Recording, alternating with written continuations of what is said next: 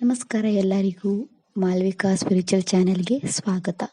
ಇವತ್ತು ಬ್ರಹ್ಮನ ಮಗ ದಕ್ಷ ಪ್ರಜಾಪತಿ ತನ್ನ ಅಳಿಯ ಚಂದ್ರದೇವನಿಗೆ ಏಕೆ ಶಾಪ ಕೊಟ್ಟ, ಶಿವನು ಚಂದ್ರನನ್ನು ಏಕೆ ಧರಿಸಿದ ಎಂದು ತಿಳಿಯೋಣ. ಬ್ರಹ್ಮನ ಮಗನಾದ ಪ್ರಜಾಪತಿ ದಕ್ಷನಿಗೆ 60 ಹೆಣ್ಣು ಮಕ್ಕಳಿದ್ದರು.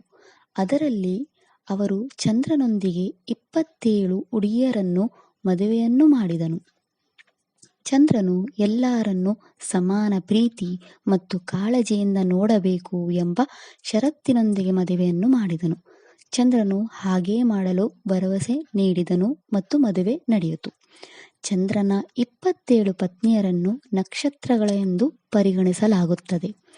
ಚಂದ್ರನು ಭೂಮಿಯ ಸುತ್ತಲೂ ಹೋಗಲು 27 ದಿನಗಳನ್ನು ತೆಗೆದುಕೊಳ್ಳುತ್ತಾನೆ.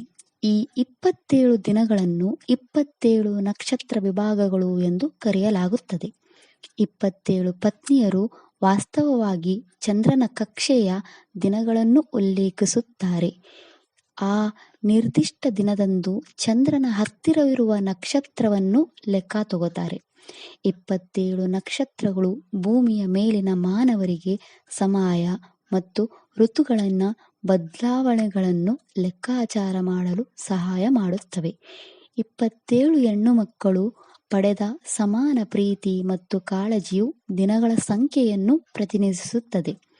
ಚಂದ್ರನು ತನ್ನ ಮುಖ್ಯ ಪತ್ನಿ ರೋಹಿಣಿಯನ್ನು ಪ್ರೀತಿಸುತ್ತಿದ್ದನು ಮತ್ತು ಹೆಚ್ಚಿನ ಸಮಯವನ್ನು ಕಳೆಯುತ್ತಿದ್ದನು. ರೋಹಿಣಿಯರ ಇತರ 26 ಸಹೋದರಿಯರು ಅಸೂಯೆಪಟ್ಟರು ಮತ್ತು ಅವರ ತಂದೆಗೆ ದೂರು ನೀಡಿದರು. ದಕ್ಷ ಆರಂಭದಲ್ಲಿ ಚಂದ್ರನ ವರ್ತನೆಯ ಬಗ್ಗೆ ಎಚ್ಚರಿಸಲು ಪ್ರಯತ್ನಿಸಿದನು. ದಕ್ಷನ ಎಚ್ಚರಿಕೆಯನ್ನು ಚಂದ್ರನು ಗಮನಿಸುತ್ತಿದ್ದಾಗ ಅವನು ಕೋಪಗೊಂಡನು ಮತ್ತು ಚಂದ್ರನನ್ನು ಅನಾರೋಗ್ಯಕ್ಕೆ ಒಳಗಾಗುತ್ತಾನೆ ಮತ್ತು ತನ್ನ ತೇಜಸ್ಸನ್ನು ಕಳೆದುಕೊಳ್ಳುತ್ತಾನೆ ಎಂದು ಶಾಪಿಸಿದನು. ಚಂದ್ರನು ಸಸ್ಯವರ್ಗದ ದೇವರು ಆಗಿದ್ದರಿಂದ ಸಸ್ಯವರ್ಗವು ಸಾಯಲಾರಂಭಿಸಿತು. ದೇವತೆಗಳು ದಕ್ಷನನ್ನು ಸಮಾಧಾನಪಡಿಸಿದರು. ದಕ್ಷ ಅವರ ಕೋರಿಕೆಯ ಮೇರೆಗೆ ಚಂದ್ರನು ಪ್ರತಿ 15 ದಿನಗಳಿಗೊಮ್ಮೆ ತನ್ನ ಅನಾರೋಗ್ಯದಿಂದ ಬಳಲುತ್ತಾನೆ ಎಂದು ಹೇಳಿದನು ಮತ್ತು ಕ್ರಮೇಣ ಅದರಿಂದ ಚೇತರಿಸಿಕೊಳ್ಳುತ್ತಾನೆ ಎಂದು ಹೇಳಿದನು. ಇದು ಪ್ರತಿ ತಿಂಗಳು ಚಂದ್ರನ ಕ್ಷೀಣಿಸುವಿಕೆ, ಮೂನ್ ವೇನಿಂಗ್ ಮತ್ತು ಚಂದ್ರ ವಧಿಸುತ್ತಿರುವ ಮೂನ್ ವ್ಯಾಕ್ಸಿಂಗ್ ಎಂದು ಕಾರಣವಾಗುತ್ತದೆ. ಚಂದ್ರನು ಇಂದ್ರನ ಸಹಾಯವನ್ನು ಕೋರಿದನು. ಸ್ವರ್ಗದ ರಾಜನು ಚಂದ್ರನಿಗೆ ಹೇಳಿದನು, ನೀವು ತಿರುಗಬಹುದಾದ ಏಕೈಕ ವ್ಯಕ್ತಿ ಶಿವ, ಏಕೆಂದರೆ ಅವನು ಮಹಾದೇವ, ಎಲ್ಲ ದೇವರುಗಳನ್ನು ಒಟ್ಟುಗೂಡಿಸುವುದಕ್ಕಿಂತ ದೊಡ್ಡವನು. ಚಂದ್ರನು ಶಿವನ ಬಳಿಗೆ ಹೋದನು. ಅವನು ತನ್ನ ಕೃತ್ಯದ ಬಗ್ಗೆ ತಪ್ಪಿತಸ್ಥನೆಂದು ಭಾವಿಸಿದನು ಮತ್ತು ಕ್ಷಮೆ ಕೇಳಿದನು. ದಕ್ಷನ ಶಾಪವು ಸಂಪೂರ್ಣವಾಗಿ ಎತ್ತುವಂತೆ ಸಾಧ್ಯವಿಲ್ಲ ಎಂದು ಶಿವನು ತಿಳಿಸಿದನು. ಆದರೆ ಶಿವ 15 ದಿನಗಳಲ್ಲಿ ತನ್ನ ವೈಭವವನ್ನು ಮರಳಿ ಪಡೆಯುವ ವರವನ್ನು ನೀಡಿದನು. ಶಾಪಗ್ರಸ್ತ ಅವಧಿಯಲ್ಲಿ ಮರೆ ಮಾಡಲು ಶಿವನು ತನ್ನ ತಲೆಯ ಮೇಲೆ ಚಂದ್ರನನ್ನು ಧರಿಸಲು ಮುಂದಾದನು ಮತ್ತು ಅವನು ತನ್ನ ಪೂರ್ಣ ರೂಪವನ್ನು ಮರಳಿ ಪಡೆದಾಗ ಮತ್ತೆ ಕಾಣಿಸಿಕೊಳ್ಳುತ್ತಾನೆ ಎಂದು ಹೇಳಿದನು. ಶಿವನು ತನ್ನ ತಲೆಯ ಮೇಲೆ ಚಂದ್ರನನ್ನು ಧರಿಸಲು ಅವರಿಗೆ ಚಂದ್ರಶೇಖರ, ಚಂದ್ರಮೌಳೇಶ್ವರ, ಚಂದ್ರಚೂಡ ಎಂದು ಕರೆಯಲಾಯಿತು.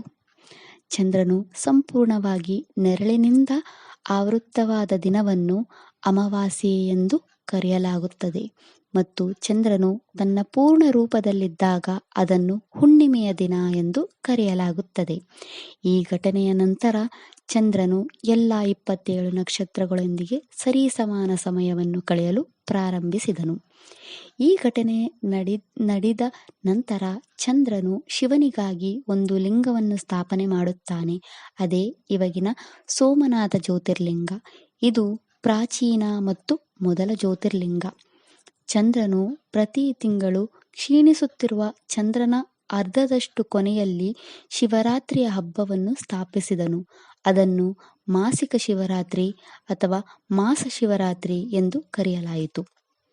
ಪ್ರತಿ ತಿಂಗಳ ಚತುರ್ದಶಿ ತಿಥಿಯಂದು ಈ ಮಾಸಿಕ ಶಿವರಾತ್ರಿಯನ್ನು ಆಚರಿಸಲಾಗುತ್ತದೆ. ಪ್ರತಿ ತಿಂಗಳ 13ನೇ ರಾತ್ರಿ 14ನೇ ದಿನ ಕೃಷ್ಣ ಪಕ್ಷ ದಿನ ಆಚರಿಸಲಾಗುತ್ತದೆ. ಶಿವನ ಭಕ್ತರು ಈ ದಿನವನ್ನು ಅತ್ಯಂತ ಮಂಗಳಕರವಾದ ದಿನವೆಂದು ಪರಿಗಣಿಸುತ್ತಾರೆ ಮತ್ತು ಹಬ್ಬದ ಅಥವಾ ಶಿವನ ರಾತ್ರಿ ಎಂದು ಪರಿಗಣಿಸುತ್ತಾರೆ. ಭಗವಾನ್ ಶಿವನನ್ನು ಪೂಜಿಸಲು ಮತ್ತು ಆತನ ಆಶೀರ್ವಾದ ಪಡೆಯಲು ಅತ್ಯಂತ ಮಂಗಳಕರ ದಿನ.